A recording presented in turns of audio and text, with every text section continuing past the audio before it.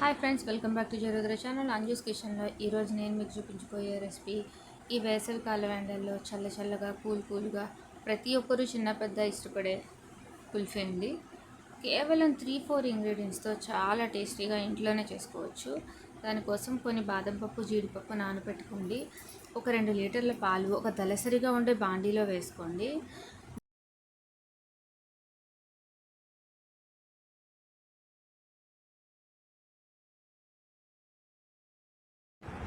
చిన్నప్పుడు ఈ ice cream గంట వీధిలో మోగుతుంటే పేరెంట్స్ గుండెల్లో గంట మోగేది.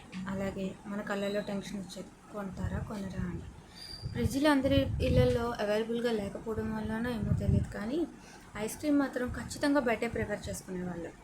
అయితే ఇప్పుడు అందరి ఇళ్ళల్లోనే ఫ్రిడ్జ్లు ఉన్నాయి కాబట్టి చాలా ఈజీగా మనం కుల్ఫీలు, ఐస్ క్రీమ్లు చేసుకోవచ్చు. ఏమీ లేదండి, దీనికోసం దలసరిగా తీసుకున్న గిన్నెలో పాలు పోసుకున్నామా, ఇంకా దాన్ని కలుపుతూ ఉండడమే. కలపడం అలా తెల్ల కాగుతున్నప్పుడు మిగడనంతా పక్కకి తోసుకుంటూ వేళ్ళలో నొప్పి చేతుల్లో నొప్పి జబ్బల్లో నొప్పి మెడలోకి వచ్చేదాకా కలుపుతూ కూర్చోవడమే. తర్వాత అందులో కాస్త ఉంటే వేయండి సాఫ్రాన్, అది లేని వాళ్ళు కాస్త చిటికెడు పసుపు వేయండి, కొంచెం కలర్ కోసం అంతే. ఏది వద్దనుకున్నా అవాయిడ్ కూడా చేయొచ్చు. దాన్ని అలా తిప్పుతూ మనం వేసిన 2 లీటర్ల పాలు కూడా 1 లీటర్ వచ్చేదాకా తిప్పాలి. అలాగే చుట్టూ అంటుకున్న మీగడిని ఖచ్చితంగా గోకుతూ వేయాలి, లేకపోతే రెసిపీలో టేస్ట్ రాదు. ఇప్పుడు ఆ పాలకి మనం ఒక 2 కప్పుల షుగర్ తీసుకోవాలి. దాన్ని బాగా పొడి చేసేసుకోవాలి. ఆ పొడి అందులో మిక్స్ చేసుకోవాలి. దాన్ని మళ్ళీ బాగా కలుపుకొని పొంగకుండా బయటికి రాకుండా జాగ్రత్త పడుతూ ఉండాలి. గరిటె మోస్ట్లీ అందులోనే వదిలేయండి. బయటకు తీసి వదిలామంటే పొంగిపోయే ఛాన్స్ ఎక్కువగా ఉంటుంది.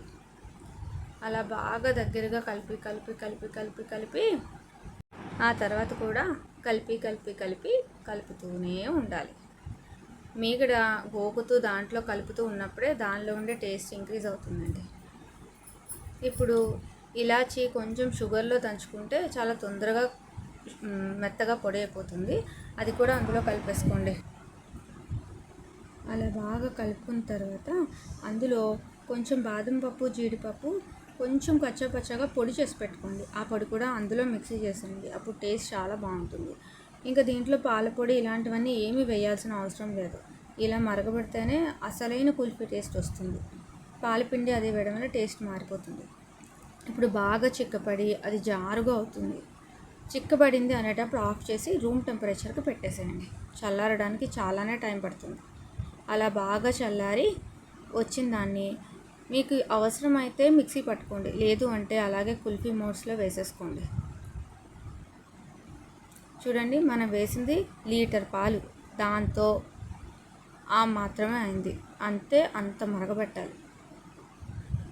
దాన్ని జాగ్రత్తగా కుల్ఫీ మోడ్లో వేసుకొని తిరగబడకుండా ఏదైనా ఒక బాక్స్ హెల్ప్ తీసుకొని దానిలో పెట్టుకోండి. ఇప్పుడు నేను చేసింది అయితే ఒక 5 కుల్ఫీ మౌల్డ్స్లోని ఇంకా 2-3 కప్స్లోనే వచ్చింది. చూసారు కదండి. ఒక 4 అవర్స్ మనం ఫ్రిడ్జ్లో పెట్టామంటే, 4 కూడా అవసరం లేదు, అరౌండింగ్ ఒక 2 అవర్స్ ఫ్రిడ్జ్లో పెట్టామంటే ఇలా టైట్గా అయిపోతుంది. ఇప్పుడు ఇలా టైట్గా అయిపోయిన దాన్ని ఒక వాటర్లో వేసి ఒక 1 మినిట్ జస్ట్ అలా పెట్టండి అండి. చుట్టూ లూజ్ అవుతుంది, అప్పుడు ఈజీగా తీయొచ్చు. లేకపోతే పైన ఉండే పుల్లు వచ్చేస్తుంది. కొంచెం చుట్టూ అలాగ చేతిలో వేసి నేను చూపిస్తున్నాను చూడండి, అలా తిప్పారంటే ఇలాగ వచ్చేస్తుంది అన్నమాట. ఇప్పుడు ఇది తినడానికి సిద్ధమైపోయింది. Thanks for watching. అలాగే మీకు నచ్చిందైతే దీన్ని నా కోసం షేర్ చేయండి, కామెంట్ చేయండి. అలాగే సబ్స్క్రైబ్ కూడా చేసుకోవడం మర్చిపోకండి. మీకోసం ఇంకా ఇలాంటి ఎన్నో వెరైటీస్ చూపిస్తాను.